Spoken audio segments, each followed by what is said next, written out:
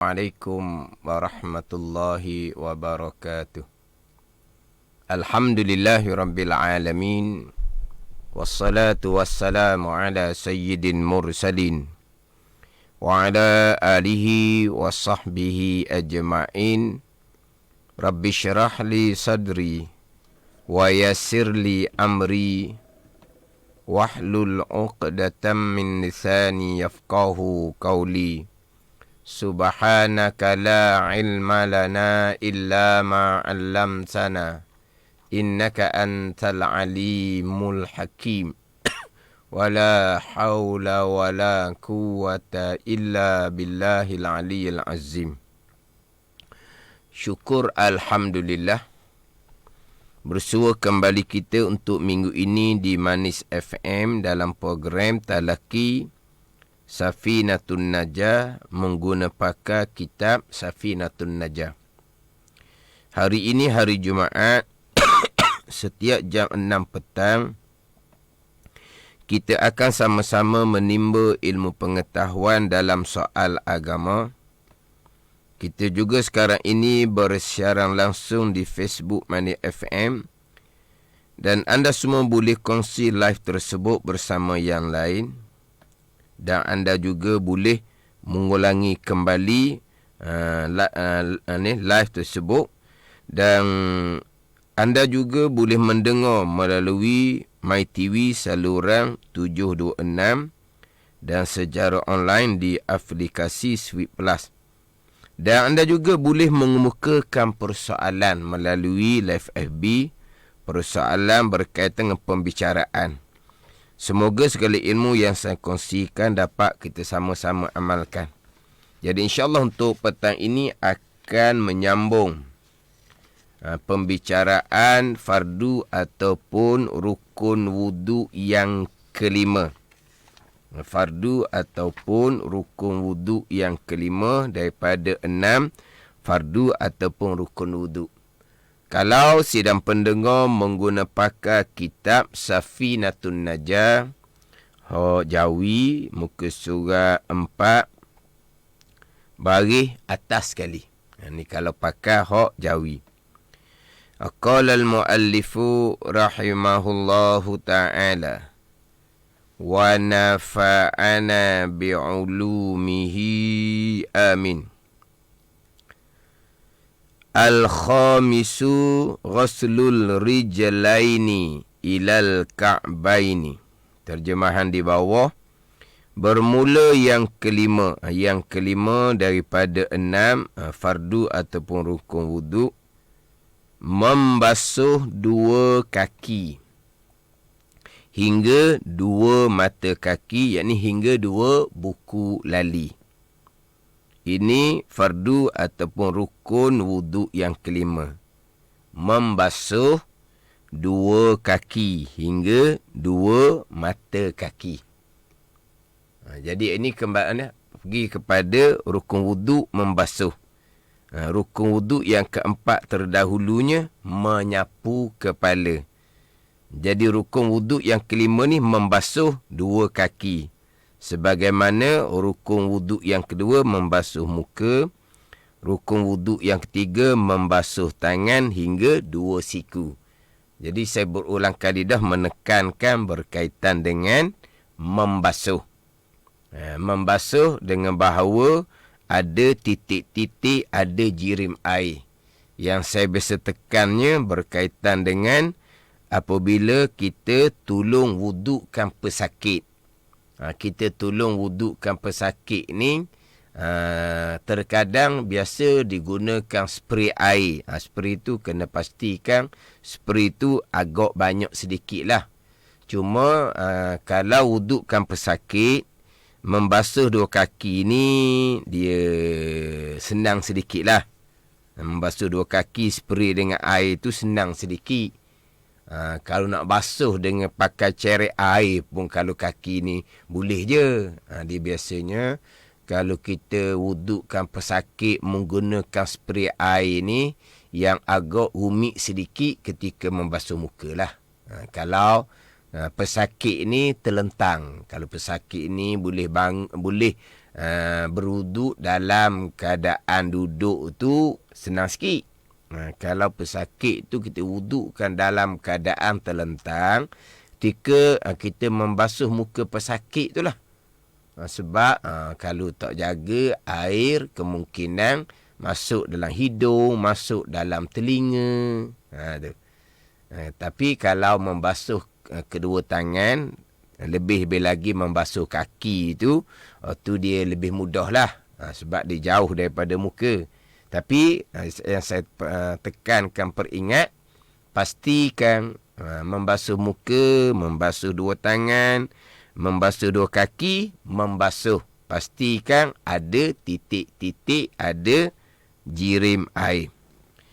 Jadi hak berkaitan dengan membasuh dua kaki ni, ini di antara perintah Al-Quran. Faghsilu wujuhakum wa aydiyakum ilal marafiq wamsahu biru'usikum wa arjulakum ilal ka'bain. Ada qiraah membaca wa arjulikum ilal ka'bain. Qiraah sab'ah tu ada baca dengan wa arjulakum dengan nasab, ada baca dengan wa arjulikum dengan jar, dengan khafat. Tapi ataf kepada wujuhakum, mana kalau baca dengan wa arjulikum sekalipun hakikatnya nasab, tetapi dibaca dengan wa arjulikum jar alal jiwar dipanggil, kerana mujawarah, kerana berdempet, berdekatan antara ru'usikum, maka dibaca dengan wa arjulikum ilal ka'bain. Tapi walaupun baca dengan wa arjulikum ilal ka'bain, dari segi maknanya tetap ataf kepada wujuhakum. Wa arjulakum ilal ka'bain atau wa arjulikum ilal ka'bain, dan basuh oleh kamu akan kaki-kaki kamu hinggalah kepada dua, dan dalam kitab kita terjemah dengan dua mata kaki, yang kita biasa sebut dengan dua buku lali.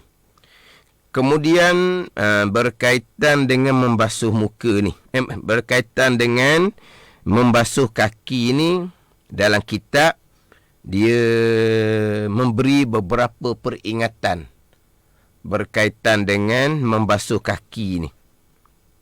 Yang pertama, kerana kaki ni dia anggota yang paling bawah sekali, yang mana ketika membasuh kaki tu ada orang-orang yang dia tidak boleh pun nak gosok kaki, nak selati celah-celah jari kaki.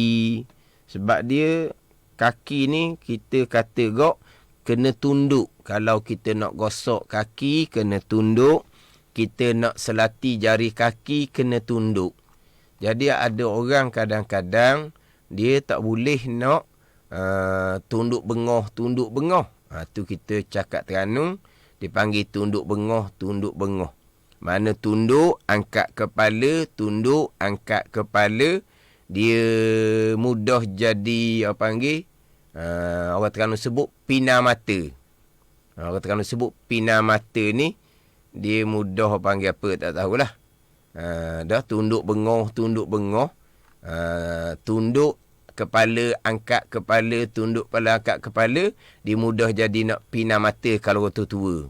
Jadi berkaitan dengan kaki ni diperingatkan, terutama sekali berkaitan dengan nak memastikan seluruh kawasan kaki rata ketika kita basuh.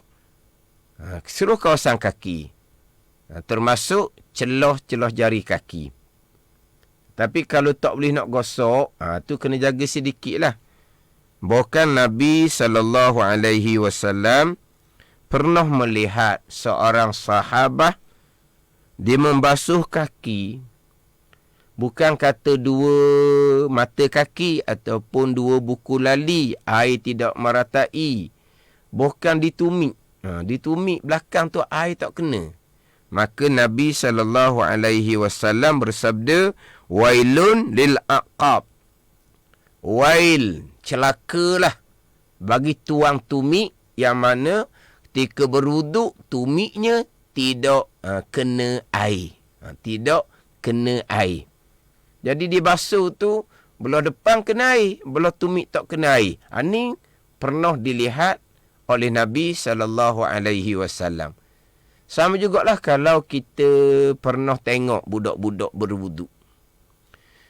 Dia basuh kaki ni banyak dah air yang digunakan. Tapi hanya disiram sebelah hadapan kaki. Sebelah tumit, sebelah atas ada tumit tu dipanggil apa tu atas ada tumit tu. Belakang daripada dua mata kaki, dua buku lali tu, belakang tu. Dipanggil situ orak keting ke apa panggil. Dia tak sidang pendengar boleh tolong. Tumit, atas daripada tumit, belakang daripada dua buku lali tu. Dia panggil apa tu? Dia panggil orak keting ke apa. Jadi tuming, orak keting, buku lali tak rata air pun. Air yang digunakan untuk membasuh kaki oleh budak-budak tadi ni banyak. Jadi hak berkaitan dengan kaki, yang pertama berkait dengan meratai kawasan kaki. Yang kedua berkaitan dengan ketika membasuh kaki ni banyak berlaku israf. Ketika membasuh kaki ni banyak berlaku israf. Israf ni berlebihan. Berlebihan ketika membasuh kaki. Contohlah kalau kita kata dia menggunakan air koloh. Dia cebok ke cedok air dia panggil. Dengan cetong tu. Dia cebok ke, dia cedok ke. Jadi dia cebok air dalam koloh dengan cetong tu. Satu cetong. Satu cetong dia cebok. Tapi tumit tak kata. Ni ada orang tolong panggil. Tolong ni. Kampung kita panggil keting juga. Dia orang Terengganu juga ni. Orang atas daripada tumit.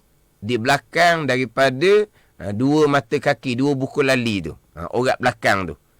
Tu kalau ada orang kemalangan apa semua, dia boleh terputuh orat keting tu. Tu belah belakang tu. Jadi, ketika membasuh kaki ni, banyak berlaku israf. Maknanya berlebihan. Itu kalau dia menggunakan air koloh. Masa dia membasuh muka, membasuh tangan sampai ke siku, menggunakan air koloh tu air tu akan kembali ke dalam koloh.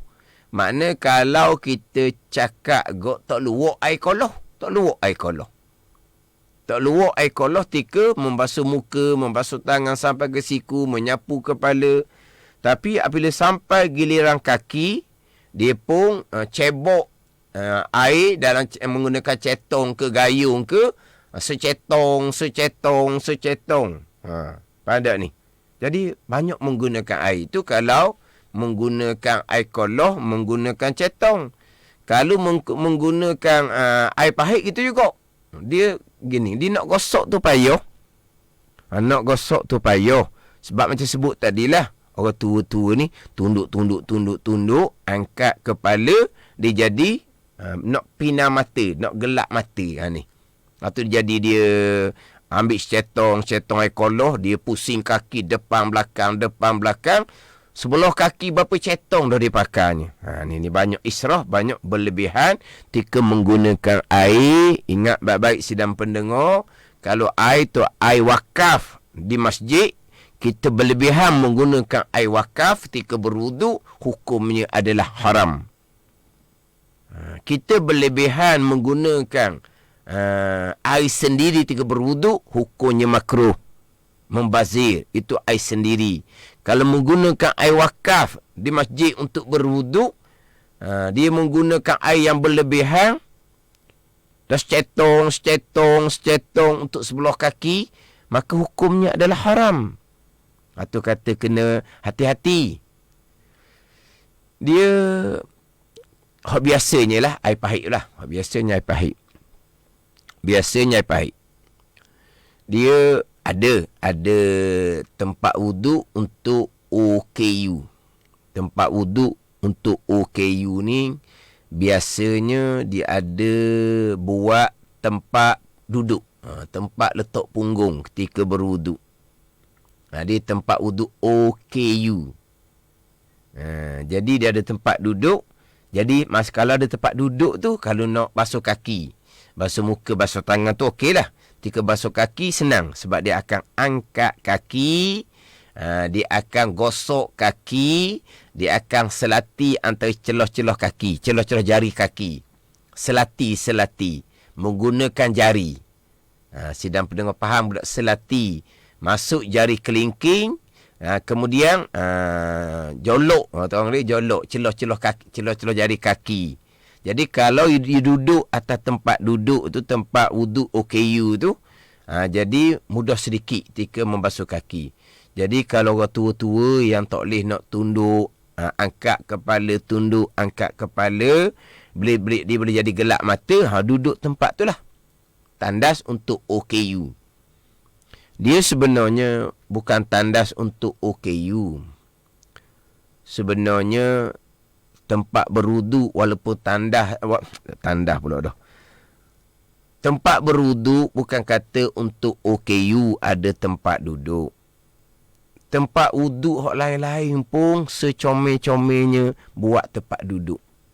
Orang segar pun duduk molek-molek, berwuduk molek-molek untuk memastikan air wuduk, air wakaf masjid untuk berwuduk ni kita guna dengan berjimat, dengan berhemat. Mana bukan kata tempat duduk tu disediakan untuk OKU. Kita berwuduk pun sama. Seeloknya ada tempat duduk.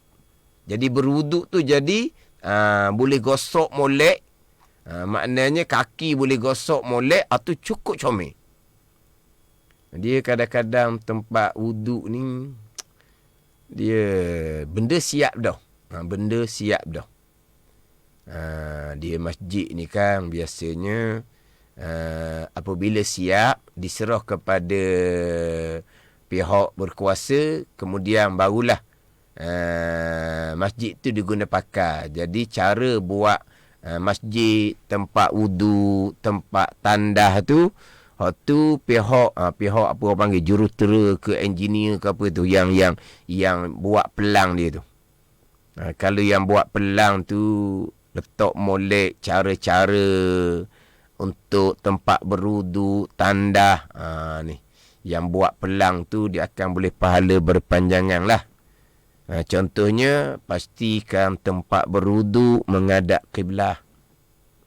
Pastikan hala tandas, tempat duduk tandas tu menghadap kepada utara ataupun selatan, bukan menghadap timur ataupun barat.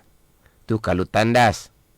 Tempat berwuduk, pastikan reka pelang biar tempat wuduk menghadap kiblah. Pastikan tempat tandas jangan menghadap kiblah, jangan membelakangkan kiblah. Sebaliknya, tandas hadap ke utara ataupun hadap ke selatan. Tapi terkadang tempat berwuduk tidak menghadap kiblah, sebaliknya menghadap utara dan selatan. Tiba-tiba tempat tandas yang menghadap ataupun membelakangkan kiblah. Menghadap kiblah ketika buang air kecil, membelakangkan kiblah ketika buang air besar. Faham tak ni? Jadi cara buat tu jadi tukar bimbo. Tukar bimbo. Dia ialah orang yang buat pelang ni dia pandai lah nak buat macam mana, dengan tempat, dengan keluasan dia macam mana dia boleh buat belaka tu. Dia orang buat pelang ni, kita beritahu ke dia boleh reka belaka. Jadi buat pelang tu biar letak molek. Cara letak tempat wuduk, cara buat tandah. Jangan buat ikut suka. Memang ada setengah masjid tidak ada pun tempat berwuduk menghadap kiblah. Kemudian tempat berwuduk ni buat menghadap kiblah yang saya sebut tadi. Kalaulah ada tempat duduk, bukan kata untuk OKU, untuk semua orang. Dia duduk molek-molek, kemudian dijadikan tempat jatuh air selepas berwuduk tu, dia tidak akan mengercik kepada pakaian, kepada kain kita ataupun seluar kita. Dia tahu cara nak buat. Jadi tempat air wuduk jatuh tu, dia buat serong. Dia tak buat straight atas latar. Dia buat serong. Maknanya, air wuduk yang kita guna tu, dia tidak akan mengercik kembali kepada kain kita ataupun seluar kita. Itu comel gitu. Disunatkan buat tempat berwuduk seumpama tu. Tempat macam mana? Menghadap kiblah. Tempat macam mana? Air wuduk yang kita gunakan jatuh ke bawah, pastikan air tersebut tidak akan kembali mengercik kepada kain kita ataupun seluar kita. Ini ada setengah-setengah tempat comel dia buat. Dia buat serong tempat jatuh air tu, maka air tidak akan kembali kepada kain ataupun seluar kita. Itu disunatkan. Itu cara dia buat tempat air wuduk jatuh. Kemudian, dia duduk molek-molek atas tu ada tempat duduk. Dan memang ada, saya tengok tempat berwuduk, dia bukan tempat OKU. Bukan tempat OKU saja. Di tempat lain pun semua ada tempat duduk belaka. Semua ada tempat duduk belaka. Jadi kita duduk molek-molek, kita buka air perlahan-lahan, kita pun menggunakan air yang sedikit, kita pun mula berwuduk. Sampailah kepada rukun wuduk yang kelima ni, membasuh dua kaki ni, kita pun angkat kaki dalam keadaan kita duduk selesa. Ni yang kita kendap. Ni comel. Maka air yang digunakan pasti sedikit dan kita dapat gosok sekalian kawasan kaki dan kita dapat selati antara celah-celah jari kaki. Kita akan dapat selati antara celah-celah jari kaki. Pada kaki ni kita dapat basuh, kita dapat pastikan meratai kawasan yang wajib dibasuh dan boleh basuh lebih daripada kawasan yang wajib yang hukumnya adalah sunat. Ni kalau tempat berwuduk tu dia ada tempat duduk. Ni ada ni kawan saya ni. Kawan sekolah ni. Kamarudin Ngoh kata ada masjid yang letak macam batu sungai bawah tu. Ni Kamarudin Ngoh ni, Ustaz Kamarudin Ngoh ni. Ada masjid yang letak macam batu sungai di bawah dia tu. Saya tak tahulah kenapa dia letak batu sungai, tapi kalau saya berwuduk di tempat seumpama tu, air wuduk akan mengercik kepada kain kita. Dia letak batu sungai bawah. Dia air wuduk tu masih lagi mengercik, tapi mungkin kurang sedikit lah barangkali. Sebab batu sungai tu dia bulat-bulat, air jatuh atas batu sungai tu, maka air tok kembali ke pakaian kita. Mungkinlah. Dia gini je. Tapi saya pun tak pasti sebenarnya. Macam sebut tadi tu, kemungkinan mengercik kain tak pasti. Memang saya ada jumpa masjid, tempat jatuh air tu, hati dia kemudian sambung tu, tak embuh, wing ngecik ustaz dia gitulah. Tapi tak ngecik ke kalau tak batu sungai tu? Itu wallahualam lah. Kita nak pastikan tidak mengercik, tapi dia tak akan mengercik kepada pakaian kita. Dia tak akan mengercik pada pakaian kita. Ni ada yang siap sebut nama masjid pun ni.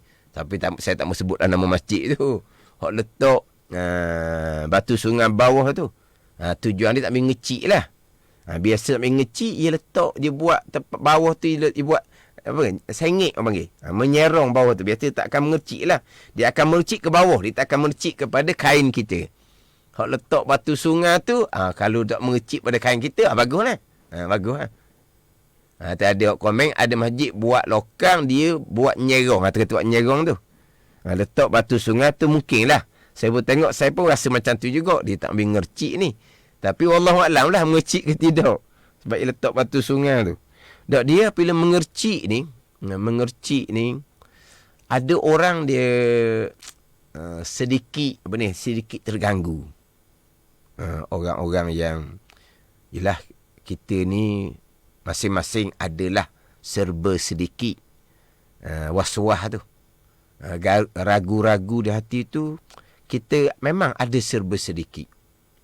Timbul rasa ragu di hati. Jadi apabila air wuduk dia tadi mengercik kepada kain tu, dia ada sedikit rasa ragu. Ni ada ni biasa letak batu jadi tak ngecik ustaz. Baguslah kalau gitu. Ni ada tanya pula, Rashidah Harun tanya, kalau mengercik ke pakaian tu jadi apa ustaz? Tak ada masalah. Air wuduk kita mengercik, kemudian kena jatuh latar bawah, lepas tu mengercik pada pakaian kita, tak ada masalah. Itu tak ada masalah. Tak jadi kata najis kotor, tidak. Cuma kenapa disunatkan supaya air wuduk tidak mengercik? Sebab macam saya sebut tadi, ada orang-orang yang hati dia mudah was-was, mudah ragu-ragu. Kita nak elok belaka lah tu. Tapi kalau tempat wuduk tu mengercik kepada pakaian, tak ada apa-apa. Cuma kadang-kadang di bawah tempat air jatuh tu, kadang-kadang berlumuk bawah tu. Berlumuk tempat jatuh air tu, lepas tu mengercik balik. Kadang-kadang, yelah, orang berwuduk ni dia panjang tempat berwuduk. Hak sebelah atas tu tengah berkomo-komo. Berkomo-komo, ludah. Yang ni berwuduk sebelah bawah. Apabila air tu mengercik kepada kain dia, dia rasa macam geli. Air orang berkomo belah atas tu, dah kena kain pelekat aku. Ni. Dan sekarang ni kita tempat berwuduk ni panjang. Air akan turun ke bawah. Yang duduk sebelah atas tu dia berkomo-komo. Kita berwuduk sebelah bawah. Apabila air jatuh tempat wuduk tu mengercik kepada kain kita, maka timbul lah. Air mana ni? Air orang berkomo sebelah tu ke? Ni. Tapi memanglah kalau air tu mengercik, tak ada apa-apa. Tak ada apa-apa. Cuma kita nak jaga supaya kalau ada orang yang ada sedikit keraguan, was-was tu, tak mengganggu dia. Situ je lah. Tak ganggu dia. Lepas tu nak elokkan supaya pastikan air yang jatuh tadi tidak mengercik kembali kepada pakaian. Kemudian apabila kita berwuduk dalam keadaan duduk molek-molek tu, bukan untuk OKU ni, bukan untuk OKU. Seeloknya untuk semua tempat berwuduk. Memang ada tempat. Yang saya jumpa tu dia tempat wuduk tak banyak. Sebab di surau saja. Di surau saja tempat wuduk tak banyak. Tapi tempat wuduk tak banyak pun, kesemuanya ada tempat duduk belakang. Jadi bila kita berwuduk tempat dia tu, bawah tu dia comel. Bawah tu memang dia buat menyerong, air takkan kena pakaian. Tapi masa berwuduk tu jadi selesa, mudah kita duduk, basuh muka, basuh tangan. Yang kita nak fokus sekarang ni, basuh kaki. Jadi basuh kaki tu, kita angkat kaki kita. Jadi kita boleh gosok, kita boleh selati celah-celah jari kaki. Cuma saya ni belum lagi lah menekan berkaitan dengan perkara-perkara yang disunatkan ketika berwuduk. Saya belum menekan lagi lah. Jadi insyaAllah habis ke 6 fardu ataupun rukun wuduk ni, saya akan stop sekejap, berhenti sekejap kitab. Saya akan fokus kepada perkara-perkara yang disunatkan berwuduk. Dalam kitab Safinatun Najah ni tidak didatangkan perkara-perkara yang sunat. Jadi insyaAllah saya akan datangkan bicara sunat. Daripada permulaannya basuh pergelangan tangan, bersugi, kemudian berkomo-komo serta masukkan ke dalam hidung. Saya akan cerita perkara yang sunatkan, termasuk ketika membasuh kaki, selati jari kaki dengan kelingking. Sebab Nabi selati jari kaki dengan bikhinsirih, dengan kelingking kaki Nabi SAW. Nabi selati jari kaki Nabi menggunakan jari kelingking. Tapi dalam hadis tu tidak menyebut, sahabat tidak cerita. Kelingking jari Nabi ni ada dua. Ada tangan kanan, ada tangan kiri. Sahabat hanya menceritakan Nabi selati jari kaki Nabi dengan jari kelingking Nabi SAW. Tapi jari kelingking Nabi ni ada dua. Tangan kanan, tangan kiri. Maka keluar dua pandangan. Satu pandangan menggunakan tangan kanan. Sebab selati jari kaki ni perkara sunat, perkara baik. Guna tangan kanan lah. Kelingking tangan kanan. Satu pandangan, kaki ni. Kaki ni dia agak kotor sedikit. Kaki kan, dia agak kotor sedikit. Maka sunat menggunakan kelingking tangan kiri. Itu khilafnya. Sahabat menceritakan Nabi selati jari kaki dengan kelingking Nabi. Kelingking tangan Nabi ada kelingking tangan kanan, tangan kiri. Sekarang ni tangan kanan ke tangan kiri? Maka ulama pun berbeza pandangan. Menggunakan kelingking jari tangan kanan ataupun kiri, khilaf ulama. Kemudian selati kelingking jari kaki ni, dia jolok ke apa? Jolok daripada sebelah bawah, bukan jolok daripada sebelah atas. Jolok daripada sebelah bawah. Jolok daripada sebelah bawah. Bukan jolok daripada sebelah atas ni. Jolok daripada sebelah tapak kaki. Sebelah bawah. Sebelah tapak kaki. Jadi kalau kita duduk molek, kita boleh buat ni. Kita nak selati jari kaki dan menggunakan kelingking tangan kanan ataupun tangan kiri. Kita nak selati pula bukan jolok daripada sebelah atas. Sebaliknya disunatkan selati jolok daripada sebelah bawah, sebelah tapak kaki. Jadi kalau kita tak ada tempat duduk, macam mana kita nak selati jari kaki daripada sebelah bawah, sebelah tapak kaki. Tu kalau ada tempat duduk tu comel.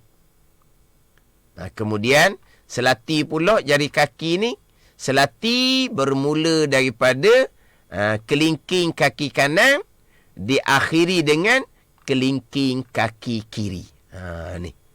Ni nanti saya akan cerita ketika membicarakan perkara-perkara yang disunatkan ketika berwuduk. Dalam kitab kata ada 30 perkara, ada 40 perkara. Tapi banyak perkara ni.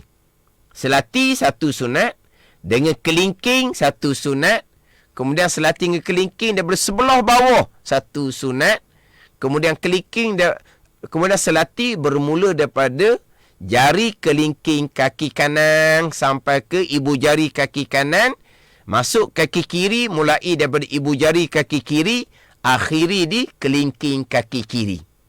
Jadi ketika selati ni, ketika selati jari ni, jari kaki bermula daripada kelingking kaki kanan, akhiri kelingking kaki kiri. Dia gitu. Ni ada dah FB ni. Ada yang basuh kaki tidak selati pun jari kaki. Letak je dia air pahit. Selati tu hukumnya sunat. Selati hukumnya sunat. Bukan hukum wajib. Hukumnya sunat. Hukumnya sunat ni sidang pendengar, jikalau tanpa selati celah-celah jari kaki, air meratai celah-celah jari kaki. Sebab ada orang yang jari kaki dia tu rapat. Ada orang jari kaki tu dia renggang. Ada orang jari kaki dia rapat. Jari kaki dia rapat. Yang mana celah-celah jari kaki tu jadi putih gitu. Kalau kita cakap makan di air. Makan di air. Makan di air. Faham tak makan di air? Jadi dia mudah luka celah-celah jari kaki. Sebab dia depek. Dia depek. Ada orang seumpama tu. Kalau jari depek, bukan renggang, kalau tidak selati, air tidak meratai celah-celah jari, maka selati jari kaki hukumnya adalah wajib. Kalau ada yang seumpama tu. Tapi normalnya jari kaki tu renggang lah normalnya. Tanpa selati pun air sudah meratai celah kaki, maka selati hukumnya sunat. Tapi ada jarang-jarang yang mana jari kaki dia tu agak rapat sangat. Jadi makan di air, sini kata kurap air. Ni kata jadi luka, jadi kemerham tu. Jadi kalau jari rapat, dia kena buka celah-celah jari tu untuk selati. Kalau selati pun tak apa, buka. Selati hukumnya sunat. Selati hukumnya sunat. Tapi saya nak cerita tadi, untuk kita selati celah-celah jari kaki ni, Nak mudahnya, kita berwuduk, tempat berwuduk ada tempat duduk. Tempat mudah kita angkat kaki, kita basuh kaki, bermula daripada jari sampai ke tumit. Kita basuh kaki ni, sunat bermula daripada jari sampai ke tumit. Kalau kita basuh di bawah paip, kita basuh kaki tu, ambil belah jari belah atas. Jangan pusing kaki, basuh belah tumit dulu. Basuh belah jari dulu ke, basuh belah tumit dulu ke. Janji rata sahlah wuduk, tapi disunatkan ketika basuh kaki, mulai basuh sebelah jari, pengulang bola air itu turun kepada sebelah tumit. Itu yang disunatkan. Pada ni. Kemudian ni ada tanya berkaitan dengan tumit kaki pecah. Macam mana kalau tumit kaki pecah, hanya lalu kaki bawah paip tanpa gosok? Dia tumit kaki pecah, dia terbuka, maka hukum zahir, wajib diratakan air. Kalau dia tak gosok pun, janji rata air. Janji rata air, gosok sunat. Gosok sunat. Kalau tumit kaki dia pecah, tempat pecah yang terbuka tu hukum zahir kaki, wajib diratakan air. Tapi diratakan dengan siram air pahit sahaja, tanpa digosok. Gosok sunat. Cuma, ni pun orang sekarang tak ada lah. Yang diperingatkan, orang dulu-dulu. Orang dulu-dulu ni sedang pendengar, dia selipar ni kurang. Selipar dia tak banyak. Terkadang orang dulu-dulu ni, dia berkaki ayam, tak ada pakai selipar. Akhirnya, dia punya tumit dia tu, dia punya tapak kaki termasuk tumit lah terutama sekalinya, sudah menjadi macam kerang. Kerang ni bukan kerang awak makan tu. Kerang ni bukan awak makan tu. Binaan ni awak makanan laut tu bukan. Jadi kerang. Kerang ni jadi macam, tumit dia tu jadi macam mati. Tumit dia tu jadi macam mati. Hal ni sangat-sangat dibimbangi. Kalau tumit dia mati, tumit yang mati dia merekah, maka hukum zahir terkadang kalau termasuk umpama batu-batu halus di celah-celah tumit itu, tuang kaki tu, dia tak rasa pun. Tak rasa pun. Tu kena jaga-jaga. Orang hak tumit, tulis ni kematu ni. Tumit yang kerang. Dia punya kulit tumit dia tu, sedang pendengar, berjalan atas panah, tengah-tengah hari, tak rasa apa tumit dia. Tiba-tiba lalu lori, dia terpaksa kena turun ke kaki 5. Kaki 5 jalan, lagi sakit sebab dia ada batu-batu kerikil. Tak rasa apa tumit dia. Atas panah pun tak rasa apa. Turun ke kaki 5, ada batu-batu kerikil, tumit tak rasa apa. Kalau tumit dia pijak duri semalu. Duri semalu tau. Duri tu, kita pijak dia, kita sentuh dia, dia pun tutup. Malu dianya. Dia panggil duri semalu. Jadi kalau tapak kaki dia tu pijak duri semalu, senyum-senyum dia. Kalau kita kata tapak kaki dia tu lebih keras daripada selipar Jepun lagi. Orang sekarang tak panggil selipar Jepun dah. Selipar plastik tu lah. Kita orang Terengganu panggil selipar Jepun. Kenapa jadi nama Jepun tu, wallahu alam lah. Mana tapak kaki betul-betul keras. Ni. Apabila tapak kaki dia merekah, terbuka, yang terbuka hukum zahir wajib diratakan air. Tak apa, mudah je rata air. Tapi kalau termasuk umpama batu-batu halus, di celah-celah tumit yang pecah tu, maka terhalang rata air tu. Yang mana dia takkan rasa pun ada batu di celah tumit dia yang sudah kematu tu, yang sudah kerah tu. Ni yang diperingatkan dalam kitab. Ni yang diperingatkan dalam kitab. Ni cerita orang dululah. Orang sekarang kaki licin-licin belaka. Orang sekarang ni tak ada dah. Kaki tumit dia kematu, kerang, kekerah, tak ada dah. Ni cerita orang dulu. Yang diperingatkan dalam kitab. Yang diperingatkan dalam kitab, kalau timbul pecah-pecah di kaki, Kena pastikan tidak ada benda yang termasuk di celah-celah kaki, yang mana benda tu akan menghalang rata air di celah kaki, yang hukumnya adalah zahir kaki. Ada ni, hukumnya adalah zahir kaki. Kemudian kita ada masa sedikit lagi. Saya pun minggu lepas ada satu soalan, cuma saya tak sempat nak jawab minggu lepas. Cuma saya ada ambil soalan tu minggu lepas. Soalan daripada Bunda Mulyana Mansur. Dia kata kalau ambil wuduk ni buat hak qada wajib je. Nak cepat ni. Hak qada wajib je. Hak sunat dia tak buat. Setakat basuh muka, basuh tangan, sapu kepala, basuh kaki. Buat qada wajib sesalah. Tertunailah kewajipan. Tertunailah kewajipan. Tapi rugilah sebab meninggalkan perkara sunat. Tetapi ada situasi yang mana kita disunatkan tinggal hak sunat. Disunatkan tinggal hak sunat. Contohnya, kita nak kejar solat jemaah. Orang komat dah. Kita bawa ambil semayang ni.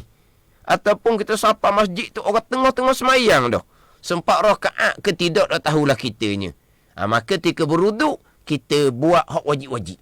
Sebab apa? Sebab kita nak segera untuk memastikan bahawa kita dapat berjemaah dengan tu imam. Kalau kita lambat-lambat, nanti kan masuk masjid, tu imam tasyahud akhir, tu imam beri salam contohnya. Atau ada ketiga juga. Tapi kalau dia berwuduk hanya sekadar hak wajib, okeylah, selesailah kewajipan. Tapi rugilah kerana dia meninggalkan perkara yang disunatkan. Kemudian, ini satu lagi peringatan dalam kitab. Ini pun mungkin tak berlaku dah sekarang ni. Saya ambil ada masa dalam lebih kurang 4 minit lagi ni. Dia, kalau dulu, orang dulu, dia berwuduk di telaga. Sebelum dia kaki ayam, pergi ke tangga masjid. Tangga masjid ke tangga surau ke tangga rumah ke. Dia berwuduk di telaga. Dia basuh muka sampai kepada sapu kepala, sapu telinga. Kaki dia tak basuh. Kaki dia tak basuh. Kaki dia belum basuh.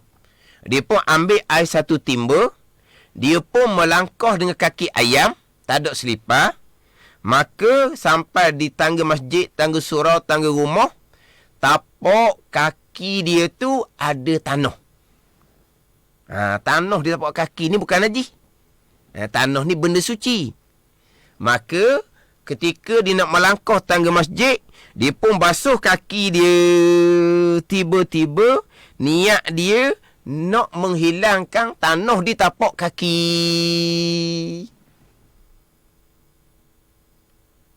Dia niat dia nak menghilangkan kotor di tapak kaki tanah tu. Tak ada niat dia nak basuh kaki wuduk rukun yang kelima ni. Maka belum terhasil basuh kaki. Tapi kalau dia basuh kaki, niat di hati dia basuh kaki rukun wuduk yang kelima yang kita bicara sekarang, serta nak menghilangkan tanah kotor di tapak kaki tu, okey je, boleh je. Ataupun ketika dia basuh kaki tu, niat di hati dia basuh kaki wuduk pun tidak. Niat di kaki dia basuh kotoran di kaki pun tidak. Memada basuh kaki tu. Pada ni, sekarang selesai sapu kepala, sapu telinga, dia pun timba air telaga satu timba. Kaki ni belum lagi dibasuh wuduk, fardu wuduk yang kelima ni. Dia pun melangkah dari telaga ke tangga masjid. Jadi kaki dia kotor dengan tanah. Tanah ni bukan najis. Tanah bukan najis. Kalau basuh kaki berubah air dengan tanah pun, air tu kekal mutlak. Tidak ada masalah. Yang persoalan sekarang ni, ketika dia basuh kaki, niat dia basuh kaki wuduk rukun yang kelima, bersekali dengan nak menghilangkan tanah di kaki, memada basuh kaki rukun wuduk yang kelima. Ataupun dia tak niat apa-apa pun di hati dia, niat basuh kaki wuduk pun tak niat, niat basuh kotoran di kaki pun tak niat, maka dihukumkan basuh kaki wuduk sebab dia niat dah wuduk ketika membasuh muka. Yang diperingatkan, tiba-tiba ketika dia basuh kaki, niat di hati dia semata-mata nak menghilangkan kotoran tanah di tapak kaki. Serta dia tak ada langsung dah niat untuk basuh kaki wuduk. Maka belum terhasil basuh kaki wuduk. Sebab dia sudah niat benda lain. Niat nak hilangkan kotoran di kaki. Kalau dia tak niat apa-apa, dia pun basuh kaki, maka terhasillah fardu rukun wuduk yang kelima basuh kaki, bersekali dengan bersihlah tapak kaki dia daripada tanah. Tak ada masalah lah. Kalau dia tak kesak kedua-dua, dia tak niat kedua-dua. Kalau niat kedua-dua, niat basuh kaki wuduk rukun yang kelima pun ya, niat basuh kotor di kaki pun ya, tak apa, memada basuh kaki rukun wuduk yang kelima.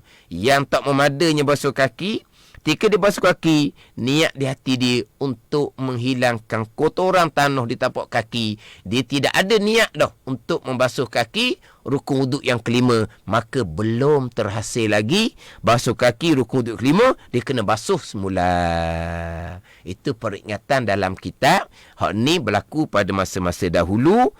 Berwuduknya di telaga, melangkah ke masjid dalam keadaan tidak ada selipar, kaki jadi kotor. Ini hak pembicaraan berkaitan dengan fardu ataupun rukun wuduk yang kelima, membasuh dua kaki hingga dua mata kaki. As-sadisu at-tartibu, bermula yang keenam, itu tertib fardu ataupun rukun wuduk yang terakhir yang keenam daripada 6 fardu wuduk. Wallahu a'lam. Bismillahirrahmanirrahim. Alhamdulillahirabbil alamin. Wassalatu wassalamu ala sayyidil mursalin wa ala alihi wa sahbihi ajma'in. Allahumma iftah alaina futuhal arifin. Allahumma allimna ilma akdamin. Wa fahimna famasabikin. Warzuqna ruqat talibin. Allahumma zidna ilman wa alhiqna bis salihin. Wa sallallahu ala sayyidina Muhammadin wa ala alihi wa sahbihi wa sallam. Walhamdulillahi rabbil alamin. Wassalamu alaikum warahmatullahi wabarakatuh.